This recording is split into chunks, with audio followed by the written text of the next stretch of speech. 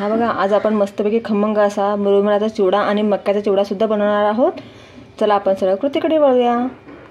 नमस्ते, मी आहे प्रगती किचन रेसिपीमध्ये तुमचं खूप खूप खूप स्वागत आहे. आज आपण इथे मुरमुऱ्यांचा खमंग असा चिवडा बनवणार आहोत. हे मुरमुरे मी थोडा वेळ ना 5 ते 10 मिनिटं असे उन्हामध्ये ठेवले होते. आता भरपूर उन्हाळ्याचं कडक ऊन असतं, त्याच्यामुळे याला ना आपल्याला शेकण्याची गरज नाही पडत. जर तुम्ही पावसाळ्यामध्ये चिवडा करणार ना तर तुम्हाला मुरमुरे थोडेसे शेकावे लागतात कढईमध्ये. आता आपल्याला उन्हाळ्यामध्ये याला शेकण्याची गरज नाही. मी काय करते, याला छान उन्हामध्ये अगदी 10 ते 15 मिनिटाकरता याला ठेवून देते. म्हणजे छान असे कुरकुरीत होतात. हे बघा किती मस्त कुरकुरीत झालेले आहेत. याला परत आपल्याला शेकायची गरज पडत नाही.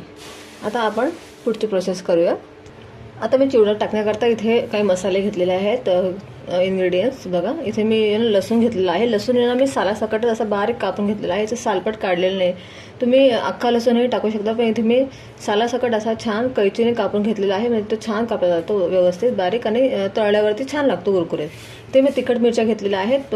तुम्ही तुमच्या आवडीनुसार किंवा टेस्टनुसार कमी जास्त तिखट करू शकतात. तर मी इथे माझ्या आवडीनुसार घेतलेल्या आहे मिरच्या तिखटवाल्या. तुम्ही फिक्काही घेऊ शकता. आणि इथे मी कढीपत्ता घेतलेला आहे. भरपूर कढीपत्ता घालायचा आहे, म्हणजे खूपच छान टेस्ट लागते आपल्या मुरमुऱ्यांच्या चिवड्याला आणि अगदी खमंग लागतो. आणि लसूण आणि कढीपत्ता जरा भरपूर टाका, म्हणजे छान तुमचा चिवडा अगदी खमंग लागेल. त्यानंतर मी इथे फुटाणे घेतले. ते छान मी सालपट काढून घेतले. तुम्ही याच्या ऐवजी तुम्ही डाळही घेऊ शकतात. तर मी माझ्याकडे फुटाणे होते, त्याच्यामुळे मी असे फुटाणे घेतले 1 वाटी आणि शेंगदाणे घेतले 1 वाटी. तर आता आपण त्यात टाकायला मसाले काढून घेऊया. आता आपण चिवड्यामध्ये टाकण्याकरता मसाला तयार करून घेऊया. आपण घरगुती मसाला तयार करणार आहोत.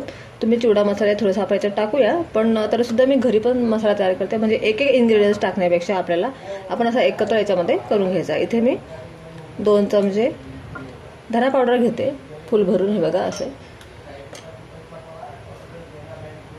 1 मोठा चमचा भरून मी हळद टाकते आणि अजून अर्धा चमचा म्हणजे असे 1.5 चमचे भरून मी हळद टाकते. हळदीमुळे छान कलर येईल.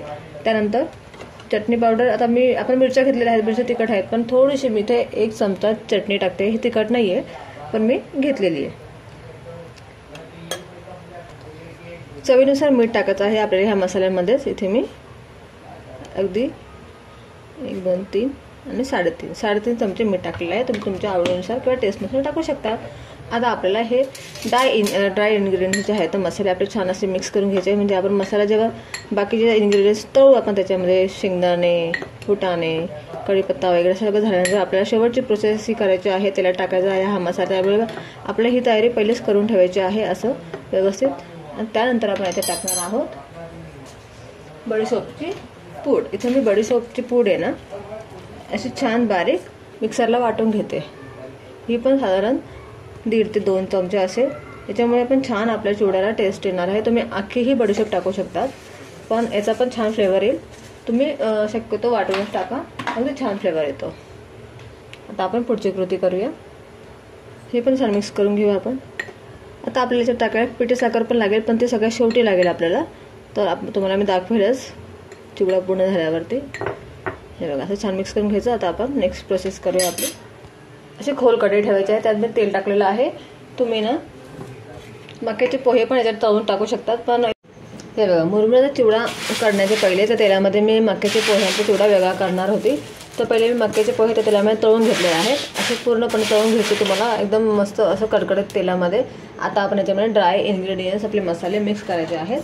मी इथे चटणी टाकते आहे 1 चमचा. तुम्ही तुमच्या आवडीनुसार चटणी. हे गरम गरम असतं तेव्हा त्याच्यावर सगळं टाकायचं आहे, म्हणजे याला छान तेल लागलं जाईल. मग हळद टाकायची आहे आपल्याला थोडीशी, अर्धा चमचा. जास्त पण नका टाकू हळद. 1 चमचा मी इथे धना पावडर टाकते आहे. तुम्ही तुमच्या क्वांटिटीनुसार याच्यामध्ये कमी जास्त करू शकतात. त्यानंतर आपण इथे टाकायचं आहे आपली बडीशोपची पावडर टाकायची आहे. तुम्हाला बडीशोप अख्खी नका टाकू. इथे मी असे अंदाजे टाकते आहे. 1 चमचा असेल हे अंदाजे. छान असे याला पसरून घ्यायची, म्हणजे गरम असेल ना तर हे छान असं याला मिक्स होऊन जाईल. याला छान असं मिक्स करायचं आहे. हातानेच करा मिक्स.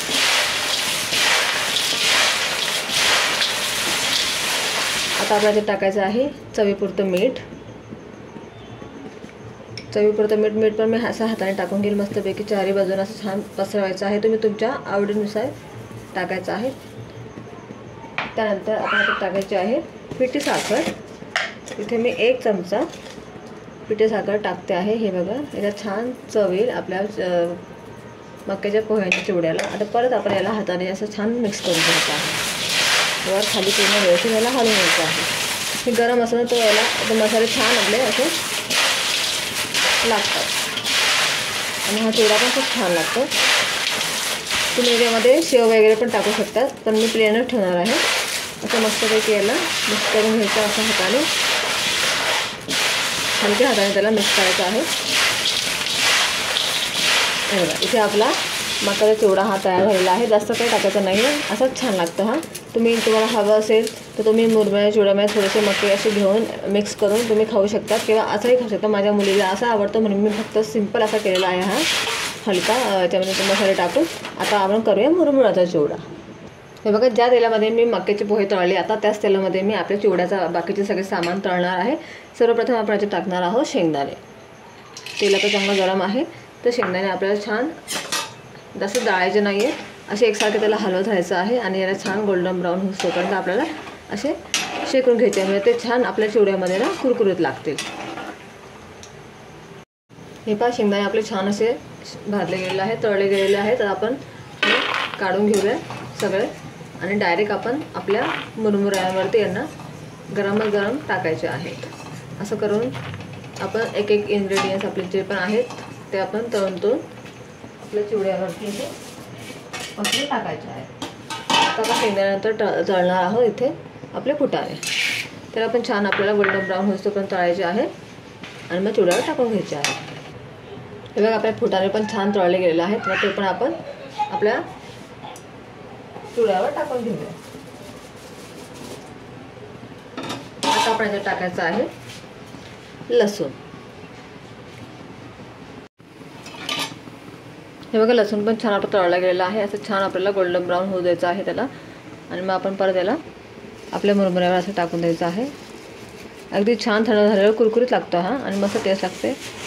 आपण याला नंतर मिक्स करूया। आता आपण याच्यामध्ये मिरची तळून घेऊया आपली। हे बघा, मिरच्या तळताना तुम्ही एक गोष्ट लक्षात ठेवायची, मिरच्या आपल्याला छान अशा कुरकुरीत तळायच्या आहेत। अशा थोड्याशा पण त्या ओलसर नको राहायला, आपल्या कुरकुरीत तळल्यामुळे ना आपला चिवडा पण छान कुरकुरीत राहील खूप वेळेपर्यंत, खूप दिवस टिकेल तो कुरकुरीतपणा त्यामध्ये। तर मिरच्या जर तुम्ही कुरकुरीत नाही तळल्या तर मग त्या मिरच्या वातड्या राहतात तुमच्या चिवड्यामध्ये आणि चिवडा पण मग जरासा वातडा होऊ शकतो आपले मुरमुरे। त्यामुळे तुम्ही याला छान अगदी असे कुरकुरीत होईपर्यंत तळा। आता आपण हे पण काढून घेऊया आणि आपल्या मुरमुऱ्यावर टाकून घेऊया। त्यानंतर आपण याच्यामध्ये टाकायचं आहे आपला कढीपत्ता।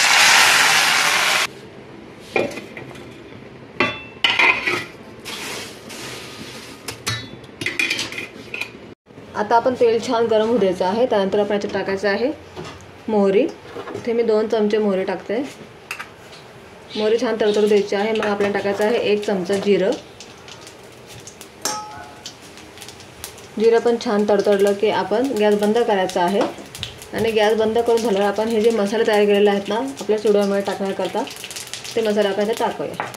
हे बघा, आता आपण याच्यामध्ये हे आपले मसाले टाकायचे आहेत। हे मसाले टाकल्यावर त्याला असं छान मिक्स करायचं आहे तेलामध्ये। आपलं तेल गरम असतं आणि गॅसवर तेल नाही करायचं, असंच करायचं हातामध्ये घेऊन व्यवस्थित। कढई गरम असते, आपलं तेल पण गरम असतं आणि छान मिक्स करून घ्यायचं याला व्यवस्थित। मसाले छान भाजले ना आपले, कारण की तेल आपलं ऑलरेडी गरम असतं त्यामुळे त्याला जास्त मसाले जळू नये म्हणून आपल्याला असं ही प्रोसेस करायची आहे। त्यानंतर आपण मस्तपैकी याला आपल्या चिवड्यावरती पसरून घ्यायचं आहे अशा प्रकारे पूर्णपणे मसाला। थोडेसे मुरमुरे टाकून याच्यामध्ये असं मस्तपैकी याला आपण छान घालून घेऊया व्यवस्थित आणि पूर्ण मसाला आपण त्यात टाकून घ्यायचा आहे। नंतर मग आपल्याला त्याला चमच्याने असं मस्त मिक्स करून घ्यायचं आहे। पूर्ण मसाले आपल्या मुरमुऱ्यांना व्यवस्थित लागले पाहिजे। पहिले वरवरचे आपल्याला असं छान मिक्स करून घ्यायचे आहेत। नंतर मग आपण हे गरम असल्यामुळे आपण त्याच्यामध्ये हात नाही टाकू शकत, पहिले चमच्याने करायचं आहे, नंतर मग आपण हाताने करूया ते।